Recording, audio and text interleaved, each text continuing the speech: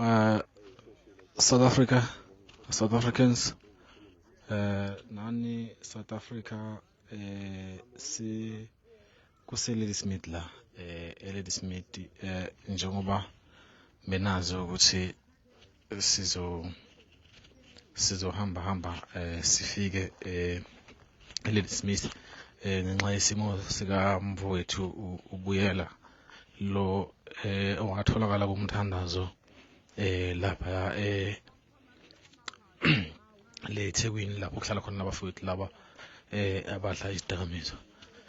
Sikhumbula ukuthi ngempela sento eyedlule angisho njalo uthe wadlula emhlabeni, so namhlanje ke kunomngcwabo wakhe la ekhaya, so sisukele enada eNongoma, sizo check isimo noma sizoba ingxenye yomngcwabo.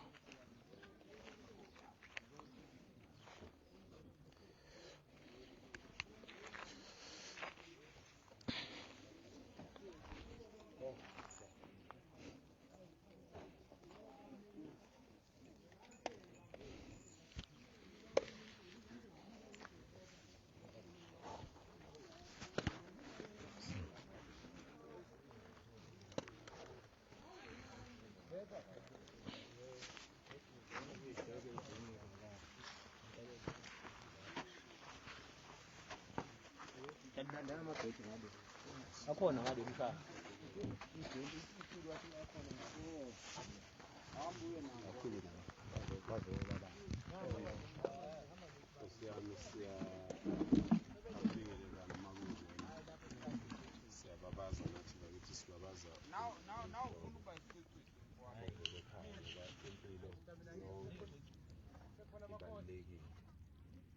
engakho siphuma umkhankaso wokulwa ezweni silwela ukuthi izolabisa uma ungalungiswa izinto ey'njena zingalungi. Ngisithike komenziwa sigcine sitshelwa ukuthi insizwa eyakwabiyela sicabanga ukuthi mhlawumbe masithi menziwa asiphambanisi. Sizohlanganisa amehlo ngoba nathi insizwa besesike sayibona kulo msebenzi esiwenzayo wokuhlala samasiyo bakhona sibaphathele namanzi lapha abahlala khona. Singakuncomi-ke ukuhlala kwabo lapha, kodwa-ke inkomo awusho ukuthi mayingabuyanga ekhaya akuseyona yakho, noma inkomo ingalahleka iyacingwa, noma lezi iy'ngane y'hleli phandle kanje kodwa zeziy'ngane zabantu, zazalwa zethiwa amagama okuthi abe lithemba kuzo mayikhula zazi ukuthi ubaba wangipha nali igama, umama wangipha nali igama, ugogo wangipha nali igama. Ngalelo themba esilisebenzisayo-ke sinalo ithemba lokuthi kuzohamba kuhambe igcine kulungiseka, igcine iy'ngane y'buye emakhaya ey'ningi. Esikubonga kakhulu-ke ngale nsizwa ukuthi safika laphana sizokhuleka nje, kwase kuthi laba abashuthayo baqaphela ukuthi yona yayikhuleka ngendlela eyehlukile, base besithatha ngesithombe, yayingaboni ngisho ukubona ukuthi ithatha isithombe ngesikhathi ikhuleka, kanti kuzokwenza lokho ukuthi umndeni wayo bese uyayibona. Kithi-ke kube yinto enkulu leyo, noma kubuhlungu-ke esihlangene ngakho namhlanje, kodwa ayikho into ebuhlungu njengokuthi emndenini abantu abazi ukuthi umuntu waphelelaphi. Akukho-ke sinemndeni nje, siye sithi ukungcono noma umuntu simkhalela ukuthi uhambele emhlabeni, kodwa sihlale silibuka indlu yakhe yokugcina.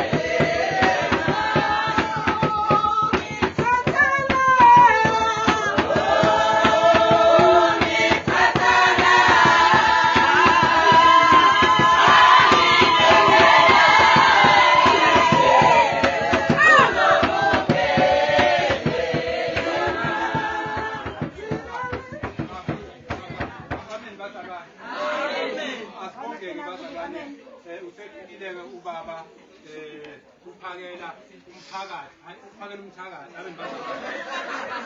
engifisa ukuthi-ke bazalwane-ke besingesiphume la endlini engabekanga amazwi naye akafike nawo bazalwane usuka kude kakhulu ngokuzwa kwethu bazalwane sengifisa ukuthi-ke sinikezele yena ithuba ukuqeda kwesinikezela ithuba sobe sesiyakhuleka-ke insizwa yethu isiyaphuma baba thatha ithuba. Sanibonani. Igama nguNkosikhona ngingusumuzi ngabandaba lapha kwaNongoma entabeni yeZulu kwaMandlakazi. Abaningi-ke bangazi ngophakela umthakathi kodwa shuthi selizoshintsha-ke ngoba nangumfundisi ethi ngicela kube uphakela umphakathi. Cha, bakithi siyathokoza kakhulu, siyaxolisa nokuthi seqiwe isikhathi. Izolo ekuseni sibe nenkinga nje yenye iy'moto zethu eyenza kube lula ukuthi sihambe. Manje sisebenzisa imoto eyodwa-ke siyayibanga nalezi nsizwa ezingibhekayo. Ngicela ukubingelela ngenkulu intobeko kwabala ekhaya, ngibingelele ubaba umfundisi, ngibingelele ihlobo zala ekhaya, ngibingelele umphakathi, ngibingelele isizwe sonke nje sikhona. Ngazi ikhundla ithini kodwa ngicela ukubingelela wonke umuntu ngenhlonipho. Ngibingelele ngokukhethekile nangumfowethu ubaba uGumede osuke endaweni esenkonzweni waphoqa ukuthi asize sizoyibona le nsizwa ngoba mhla siqala ukuyibona sasindawo. Ngumuntu-ke mina obathandayo abantu kakhulu.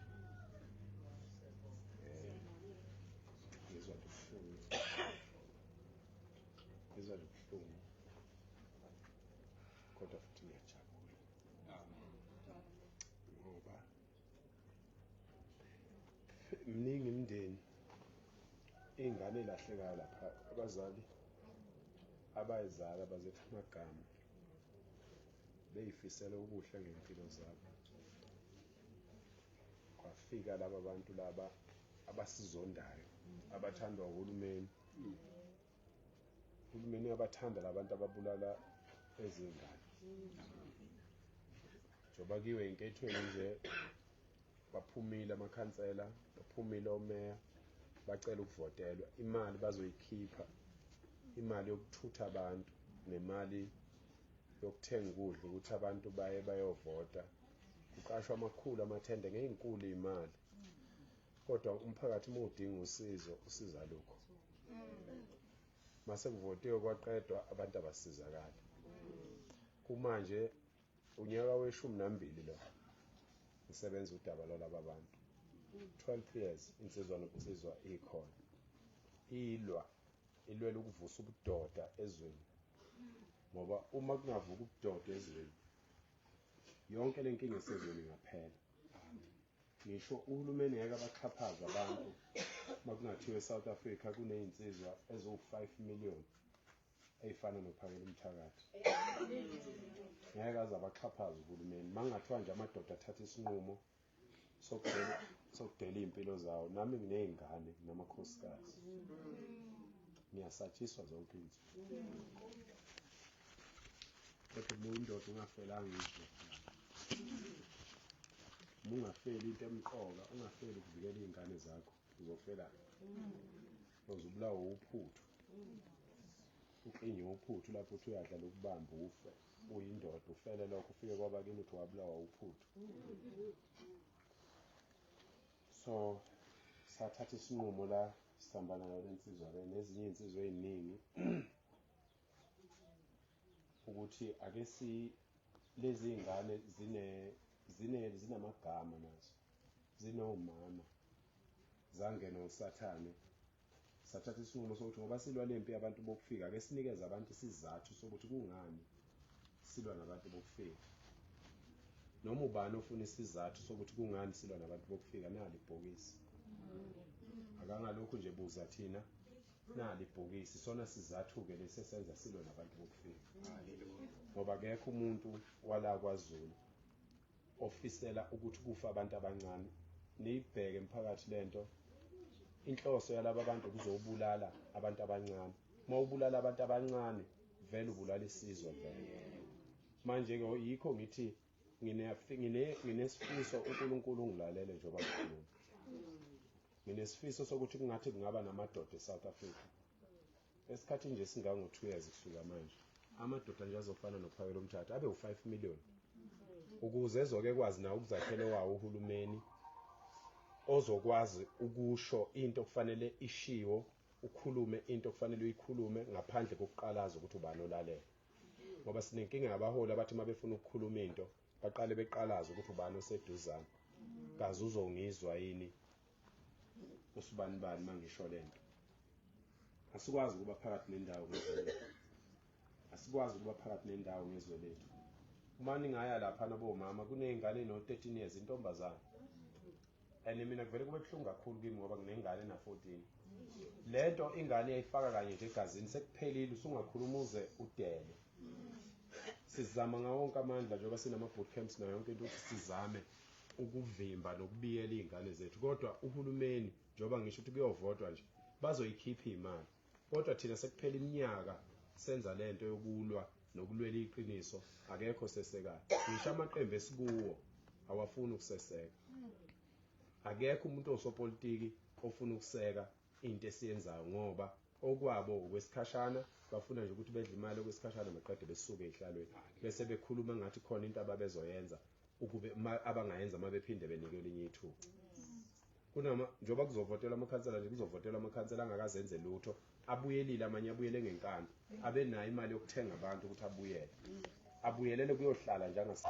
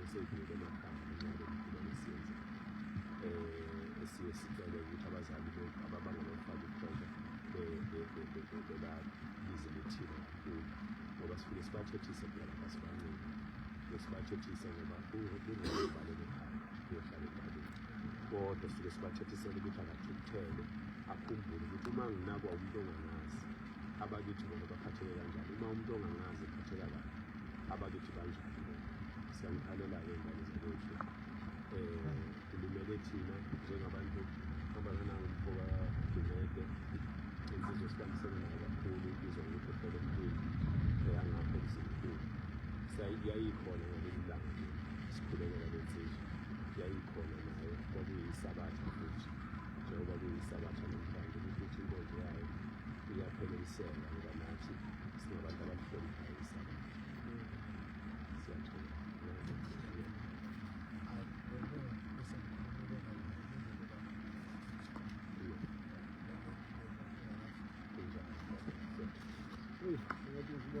ukuthi isifakela amehlo noma nje singabalulekile kodwa-ke lokho njena akwenza ukuthi nakhona azagcine sevumbuka ngoba lona indoda yakhe ihlalihlali ayizingavela-veli noma kanjani nokuyikhomba nje bungayikhomba kancane kodwa nje isikhathi esiningi abhutwayo kakhulaphi benokubonana naye yiye lo oseliphansi ade behlalahlala bebuye bezijikelane kodwa abuye ambonge kodwa nje sibonge nje ngokunjeni bahlanganise wagcine sebonakala-ke futhi nokuthi sibonge nje nawo ukuthi uNkulunkulu waze wahambela laba basesibhedlela-ke abagcina sebeshaya ucingo-ke nokuthi esakhuluma-ke ukuthi hhayi sibanibani obani odadewethu obani nazi iy'namba beze befoneka abaseThekwini esibhedlela befoneleke lana-ke hhayi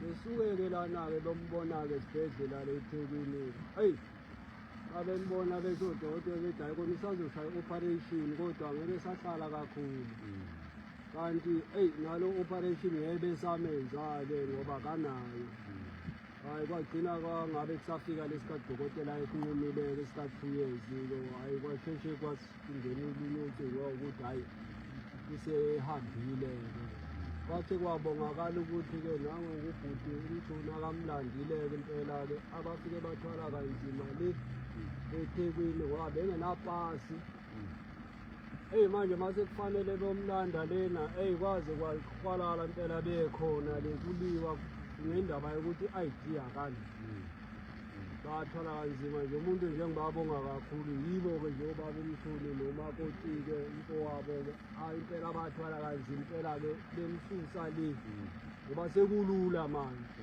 kodwa kwaba inkinga kwe-ID ifuneka le ukuthi manje akaphumi la i-ID ingekho bashukahlukana khona-ke uyasho unkosikazi ukuthi ngaze ngakhala-ke ngoba ngisazi ukuthi sekufanele ngenzeka hhayi manje-ke sesibonga nje nani kakhulu nje bobhuti ukuthi-ke isandla senu-ke nje ney'nyawo zenu ukuthi nize nisuke le namanje nize nisifakela amehlo nizombona eyi sikubonge kakhulu akubambisile njengomuntu nje okhulele esitradini hhayi akuvamisile ukuthi abantu abaphakeme bemphakamele kuvamise umuntu ophakeme ukuthi aphakamele umuntu omunye ofanayo kodwa nje ngibonga nje impilo eniyenzayo ukuthi nakwabanye niqhubeke